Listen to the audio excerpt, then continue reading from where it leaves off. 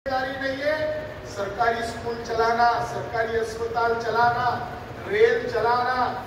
भारत सरकार के नीति आयोग ने ये बयान दिया, इसमें बीजेपी गवर्नमेंट ने अर्थात भारत सरकार ने ये ऐलान किया कि भारत सरकार अब जनता के हित में जो संविधान ने उनको डायरेक्टिव प्रिंसिपल में जो काम करने के लिए कहा, जो उनके लिए बंधन कारक है, वो संविधान के निहित जो कार्य करना है वो कार्य नहीं करेंगे। ये सवाल है, सरकार बनाने के लिए लोगों को वोट का अधिकार दिया, फिर इनको किस लिए चुनेगी?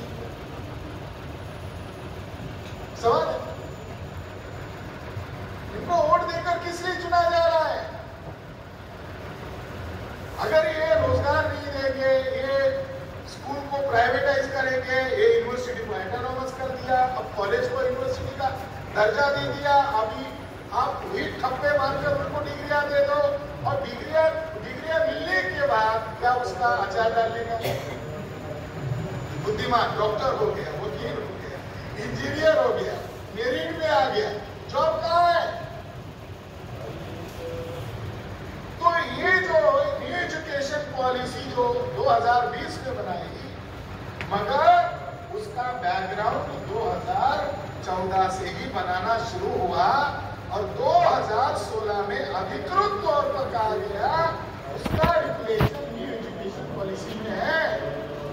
तो नीति आयोग मनुस्मृति आयोग है, ये जो नीति आयोग है ये मनुस्मृति आयोग है, उसका हेड ही स्वयं डिक्लेयर कर रहा है। अब वो जो ये जो न्यू एजुकेशन पॉलिसी है, इसमें देखो शब्द कौन कौन से हैं। विपक्ष बात नहीं कर रहा है, ये काम इंटेलेक्चुअल लोग इसकी डिस्कशन कर रहे हैं, इंटेलेक्चुअल लोग इसके साइड इफेक्ट्स बता रहे हैं, इसके फायदे नुकसान बता रहे हैं। ये काम तो विपक्ष का है, ये जो हमारी चर्चा हो रही है ये काम तो विपक्ष का है। इसके अंदर कौन कौन से शब्द है, उसका ड्राफ्ट ऑनलाइन भी उपलब्ध है, उसमें शब्द आया है श्रेष्ठ भारत, उसमें और एक शब्द है श्रेष्ठ भारत, वसुधैव कुटुंबकम, अतुल्य भारत। अब बताओ ये शब्द किसके? ये जो शब्द है ये एजुकेशन पॉलिसी में है, ये भारत की एजुकेशन पॉलिसी का है, ये तो आरएसएस की एजुकेशन पॉलिसी है, ये भारत सरकार की या जनता के द्वारा चुने गए प्रतिनिधियों की द्वारा बनाई गई एजुकेशन पॉलिसी नहीं है। ये शब्दावली प्रूव करती है कि इसके बनाने के पीछे वाले लोगों का मकसद क्या है। अतुल्य भारत, ग्लोबल हंगर इंडेक्स में आ गए ना, अतुल्य भारत, श्रेष्ठ भारत, ग्लोबल हंगर इंडेक्स में आ गए, कितना श्रेष्ठ भारत है।